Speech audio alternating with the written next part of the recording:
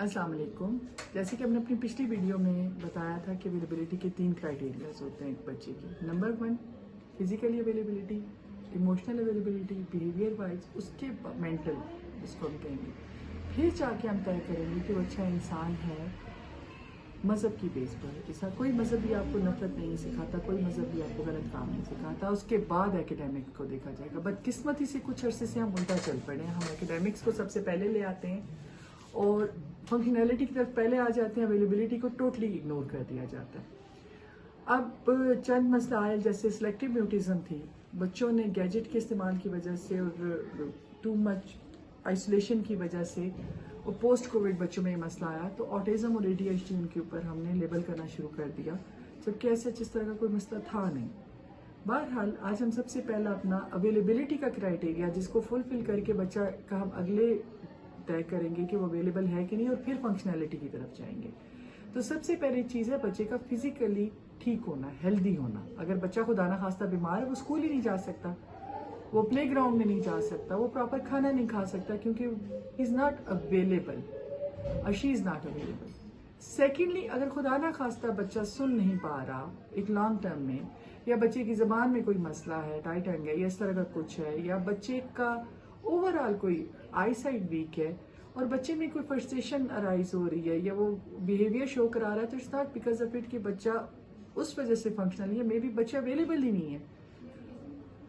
मेरे पास एक बच्चा आया था जो कि गिरता बहुत था और वो बैठ नहीं सकता था प्रॉपर और बहुत शोर करता था और वो चिड़चिड़ा था, लेकिन मैंने उसकी सबसे ज़्यादा जो चीज़ नोट की कि उसका बैलेंस ठीक नहीं था और वो 4-5 जगहों से ADHD ऑटिज्म डायग्नोज हो गया, जो कि एज ए थेरेपिस्ट हमारा क्राइटेरिया नहीं है कि हम डायग्नोज करें, तो हमें उस डायग्नोसिस पे चलना होता है जो बच्चा हमारे पास होकर आता है।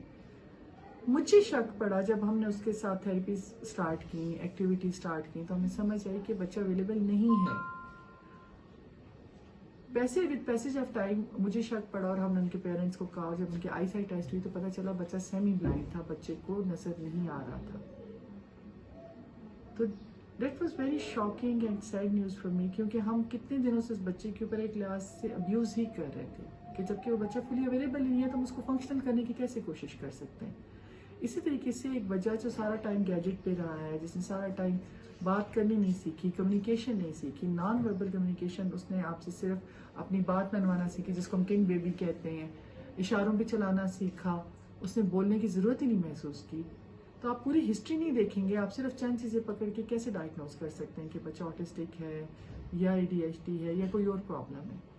सो सबसे पहले आप इस क्राइटेरिया को अच्छे से समझ लें कि फिजिकली बच्चा नंबर 1, क्या उसके सारे सेंसेस प्रॉपर काम कर रहे हैं, क्या उसका fine motor skill, gross motor skill, क्योंकि अभी रिसेंटली हमारे पास माइल्ड CP बच्चा आया जिसको कई जगहों से ऑटिज्म डायग्नोज करके भेजा गया था, जबकि जब उनका प्रॉपर चेकअप कराया गया, न्यूरोलॉजिस्ट के पास भेजा गया, तो एक बच्चा रेट सिंड्रोम के साथ और एक बच्चा CP के साथ आया, जबकि आप यकीन करें कि उनको हर बंदे ने ऑटिज्म के और ADHD के लेबल लगा के भेजा हुआ था।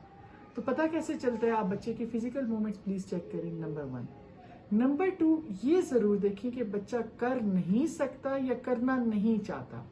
अगर वो कर नहीं सकता तो मतलब कि वो फंक्शनल अवेलेबल है ही नहीं, तो फंक्शनल हो नहीं सकता, और ये मे बी एक रीजन उसका कोई फिजिकल डिसेबिलिटी है।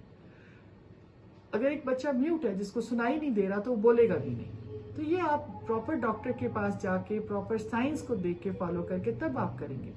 और अगर बच्चा बोल नहीं रहा, तो क्या वो बोल नहीं पा रहा या वो बोलना नहीं चाहता? अगर वो बोल नहीं पा रहा तो वो अवेलेबल नहीं है, वो पहले क्राइटेरिया पे ही फेल हो रहा है कि उसका फिजिकली कोई ना कोई मसला है, या प्रोसेसिंग में मसला है ब्रेन की, या न्यूरोनल एक्टिव, जो भी उसका प्रॉब्लम है, जो कि मेडिकल टर्म पे आप जाके चेक करेंगे। प्रॉपर डॉक्टर उस फील्ड का बताएगा आपको कि इस बच्चे के साथ क्या प्रॉब्लम है। लेकिन बीइंग पेरेंट के प्राइमरी केयर गिवर से क्या आपको पता होता है कि बच्चे का ये बिहेवियर तो नहीं बन गया कि करना नहीं चाहता, फिर हम उसको आगे से बिहेवियर और इमोशनल वाइज देखेंगे कि उसकी क्या वजूहात है।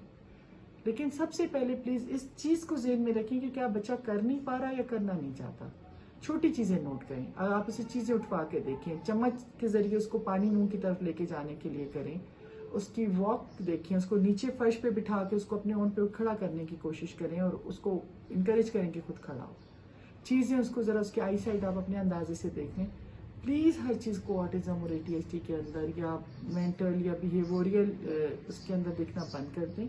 सेकेंडली प्लीज ये समझें कि मेंटल डिसऑर्डर और बिहेवियरल डिसऑर्डर्स और इमोशनल डिसऑर्डर्स में फ़र्क है, और उनको अपने अपने स्पेसिफिक फील्ड के बंदे ही ट्रेस करके आपको हेल्प आउट कर सकते हैं। जज़ाकल्लाह खैर। किसी